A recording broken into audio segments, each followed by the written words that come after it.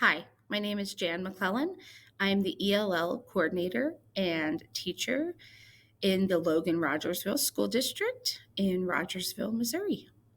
Today I'm going to chat with you a little bit about Google Translate and how it can be useful for level 1, 2, and 3 students who have native proficiency and literacy in their home language.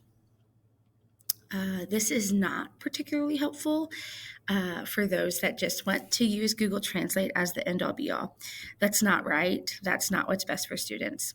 However, Google Translate is an amazing tool that I think sometimes gets a bad rap. And so I definitely used it with my level 1 students, and I use it with my level 2 and 3 students who have a high proficiency and literacy in their home language so that they can understand the context of words and they can understand academic language as they're learning it. And so I hope you find this video useful. All right, let's get started. So first and foremost, you're going to want to install the extension. So to install the extension, you're just going to go to a blank Google page, and you're just going to Google. You're just going to Google the Google Translate extension. I've filmed this video a couple of times, and so it pops right up for me. So click on the Google Translate for the Google Chrome. It's usually the first or second one. Then you're going to add to Chrome, add extension. This extension now allows for any website to be translated as long as the website does not contain a live document. So a live document would be anything that's editable. So I have not had it be successful at Padlet or some of those other tools. However, there's ways to work around that. So, all right. So now we need to set up that extension. So we're going to click on here. We're just going to click on the extension. It's up here. Extension options. And we're going to say that my primary language is Russian. All right. So now Google Translate is live. And if we want to a website like, let's see, Snopes. So if we went to Snopes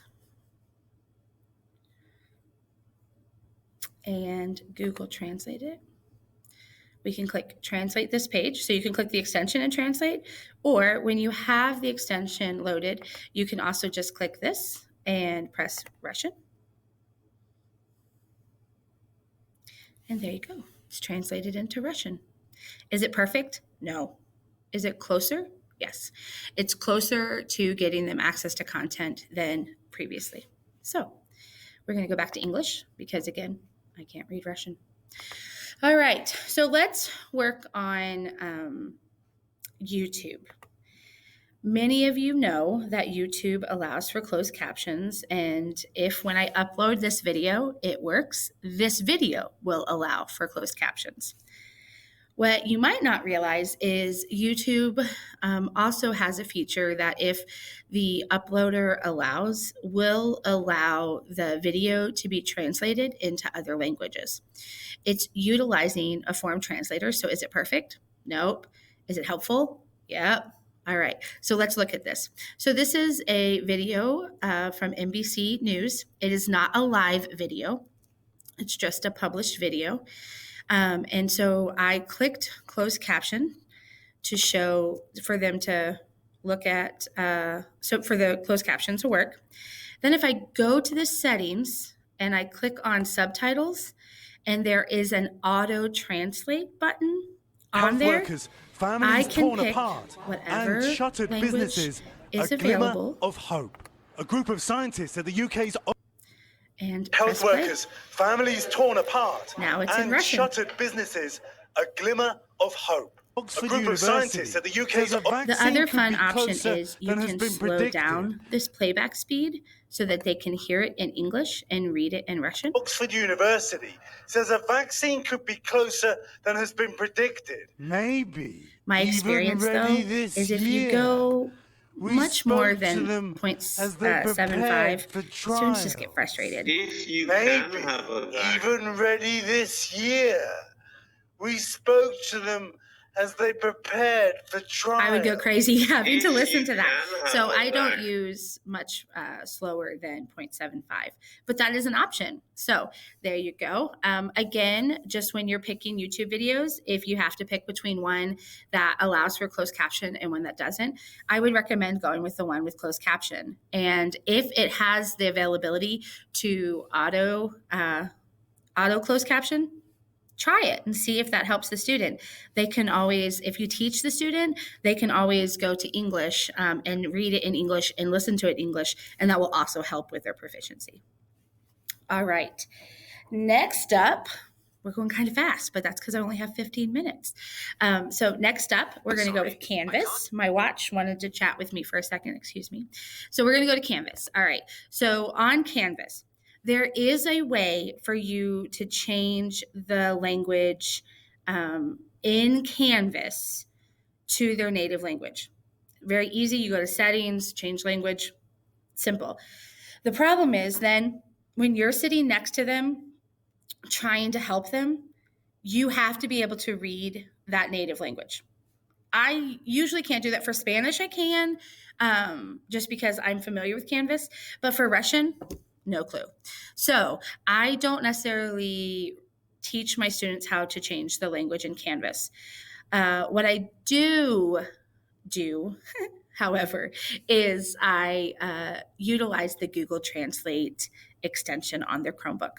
So you just click on this, Russian, and there you go. Now, this is not going to translate anything that's live, okay? So if I click on this,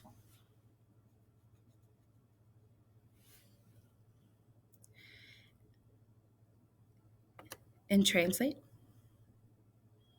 okay, there, that's great. It works. But if I click on this here,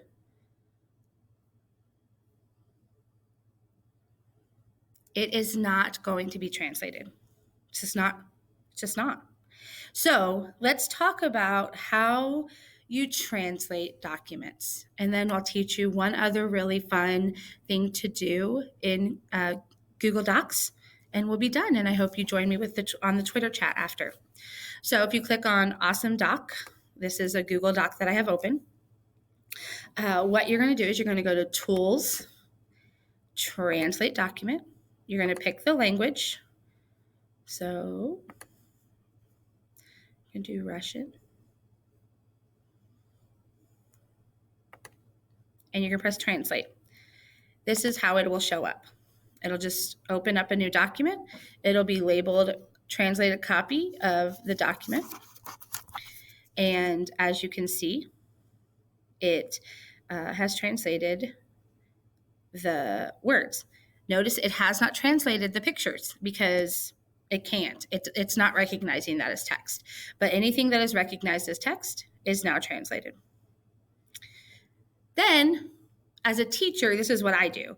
I will then, so if I'm working, say I'm supporting a Russian student in high school and his teacher has given me this information prior to giving it to him, or I have access to his Canvas and I look at his Canvas and I see these documents, I might go ahead and translate them and share it with him so he can see it. And then before I share this translated document, I will translate it back to English. So I'll go Tools, Translate Document. This time I'll pick English. Okay, translate, and then this is what it will look like. So as you can see, it said like stunning spreadsheets, get information from Google Sheet. The first row in the sheet is needed for headings. So it's kind of, I mean, it's pretty spot on. There's going to be issues. I know specifically, I worked with a large Arabic population 1 year, and I know that it had some issues with Arabic, but Google Translate is constantly updating its forms. So if you've only used it once, give it a shot again and see. All right, so this is Google Docs. and how to translate in Google Docs. There are also a couple of features that I want to make sure you're aware of that also help support ELs through the Google Translate option. In Google Docs, it's not available yet in Google Slides, but it is available in Google Docs. So in Google Docs, you can go to Tools, Voice Typing, and you can pick the language. So I know very little Spanish, but I'm going to show you. So I just pick the language, press this. ¿Dónde es el baño? Okay, well, it's not quite what I said, but I didn't say it correctly either. So as you can see, you can have them speak it into their native language. And then after they've spoken everything in their native language, you can go to Tools, Translate Document, translate it to English, and then have an open dialogue with them about what they were meaning to say, what they did say, and then use that to teach them English. Super fun.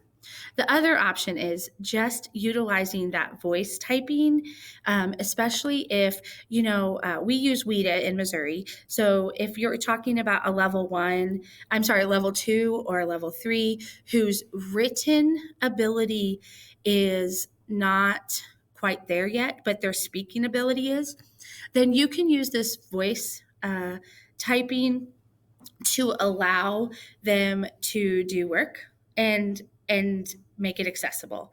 So again, I hope this has been somewhat helpful. And if you already knew all this, awesome. I hope you're utilizing it. I do have on this YouTube channel some silent videos that you're welcome to share with your students. And if you need different silent videos, email me. I'm happy to, or tweet me or message me through Twitter, and I'm happy to try and make any silent videos that are needed because we're all in this together. The good thing about silent videos is it just takes a student step by step, and it doesn't require language. So a lot of times I don't teach the tech tools. Instead, I post silent videos and direct the student to the silent video. So your newcomer is wanting to install the Google Translate extension, there's a silent video that I would direct them to, and I have it posted, and they know to go to that BitDo, and I have a picture of Google Translate there, and they know to type that in and follow the directions. And so those types of things are easy to do through silent video, and I think that that's one of the benefits of technology is we can remove some of that language and teach them technology just by showing them what to do. So I hope you learned something new, and you